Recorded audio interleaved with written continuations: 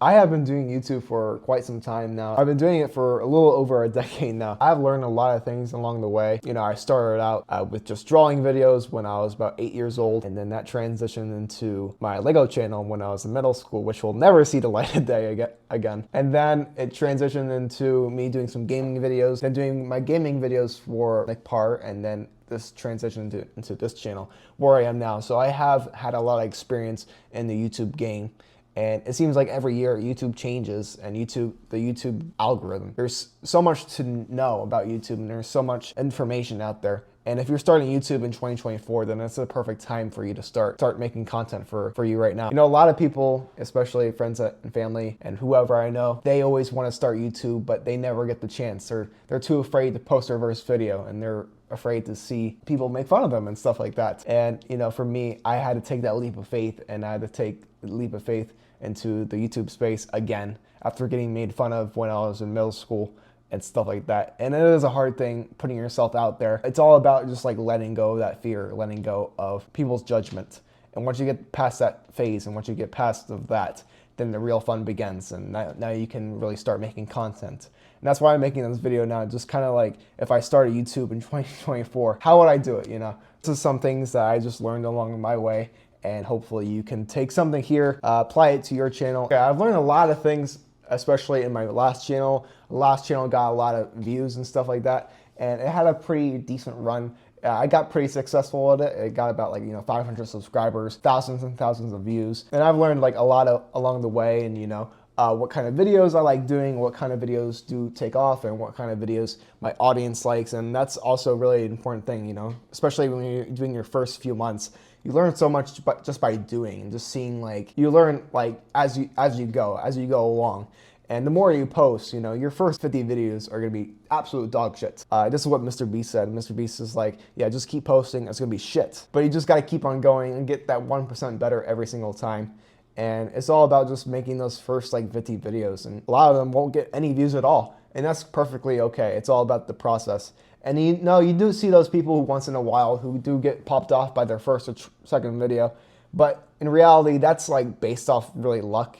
And for 99% of people on YouTube, that never happens. And YouTube is like a long game. So if you plan on doing it for the long run or just the next few years, it takes a lot of time and it takes a lot of effort to put it into each certain video and to make content for a long period of time. And if you plan on doing YouTube for the long run as a business or just for fun, you need to provide some sort of value. If it's learning a skill, or if it's teaching something, or documenting something cool.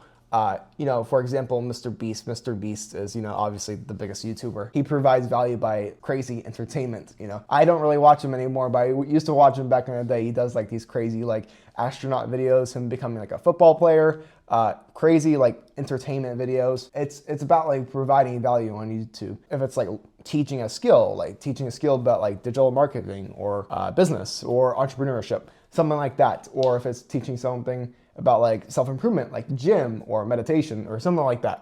You gotta provide value when you're doing YouTube. It can't be just for you. Obviously, I make these videos for me because I do enjoy it, but I also provide it for you because, I'm teaching you guys something. I'm providing value to you guys. I'm teaching you guys what I've learned. Whether the value be entertainment or teaching a skill or just vlogging, or if it's documenting something cool, going hiking up Mount Everest or something like that. Those are providing value. That's providing value to the audience. And that's what you have to take into factor. Your subscribers and and people who are going to watch. And the second thing is just growing an audience. So, obviously, if you're on YouTube, you do want to have some sort of, subscriber base. And, and obviously for me at the time of this recording this video, I'm still in the beginning stages of this channel specifically.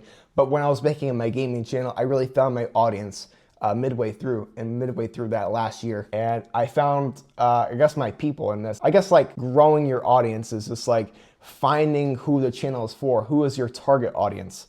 Who is the videos made for? Is it made for kids? Is it made for young adults? Or is it made for moms who are in their 40s wanting to lose weight? Stuff like that. And it's all especially because I have experience in business as well. YouTube is kind of like a business. You have to find your target audience. You have to find your target people. and then you have to provide them value in some sort of way. It can't just be you just like, just recording and stuff. You gotta provide some sort of, that's how you grow your subscriber base, by providing value. Then they want to see more. Then they want to see more videos and more tips and more information and more videos, just like the ones they saw. That's why they keep coming back for more, and that's growing your audience. That's growing what you want to do. Another thing I advise people to do is, have your own thoughts and opinions. Don't go by the book. Don't go by what other people say. Have your own input in the stuff into your own content, and have your own way of doing things. If it's like, if you're just like doing self-improvement videos, for example, and you're talking to the camera, telling them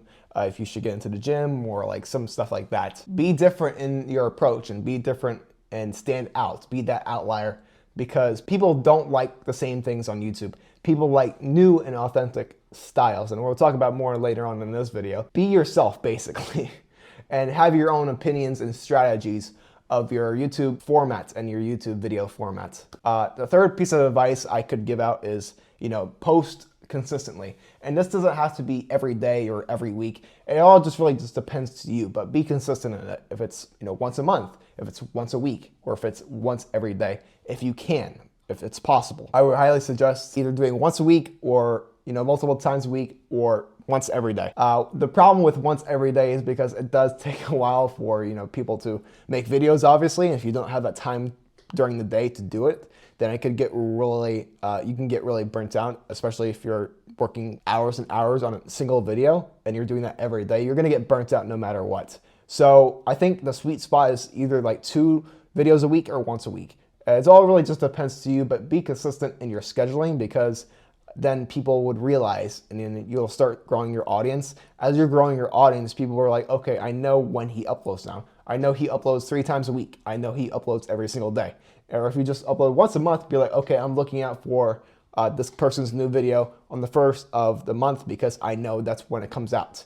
If it's this big, epic video that comes out every single month, people like to do like, video essays and stuff like that. That's really good, because people will know, and your audience would know that pattern. They would know that your videos are coming up because they know your schedule. And if you're consistent to it and you stick with it for a long time and you're good with it, and obviously there's no problems, then it will work out and your audience would know that as well. And I guess like the final thing I just want to share in this video, I know I didn't talk about into depth into YouTube that much, but I just really want to talk about the basics. And I know a lot of people on here, they research, how to get the most views or how to get more impressions. And I was in that position for a long time as well. But I think you shouldn't do it for the views. You should just do it for yourself. Why are you making YouTube videos in the first place? Is it to get views, or is it something that you've been wanting to do for a long time and haven't had the courage to, but now you do? This is kind of where I was, but you shouldn't be able to do it for views, and you should be really authentic and yourself and what you want to do,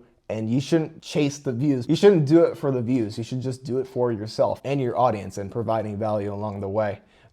It should be more of like a fun thing. YouTube is for fun. It is a business. If you're looking at it as a business, then it could be really stressful. And, obviously the YouTube algorithm is all over the place, especially if a video doesn't take off, or if it doesn't get really much views, even though you work hours and hours and days on it. It could be a whole toll on your look on YouTube. It could be a whole toll on YouTube, and you're dreading just doing another video just because the last one didn't do that good. But you shouldn't do it for the views. You should just do it if you want to. That's the whole thing with YouTube. And with YouTube, it's a long game to get good at, but it does take years and years to get a good audience and get a good following. But if you're in it for the long run, and if you just do it for yourself, you're gonna make it no matter what. So at the end of the day, just be yourself. As cliche as that sounds, don't do it for the views. Do it because you want to do this. You want to do YouTube. And that should be the attitude. And that should be the outlook on the YouTube journey. So overall, that's what I got. That's all the information I'm gonna share in this video. Best of luck in 2024. If you want to do a free call with me and you want advice for your YouTube channel, link is in the description. Thanks for watching, and I'll see you guys in the next one.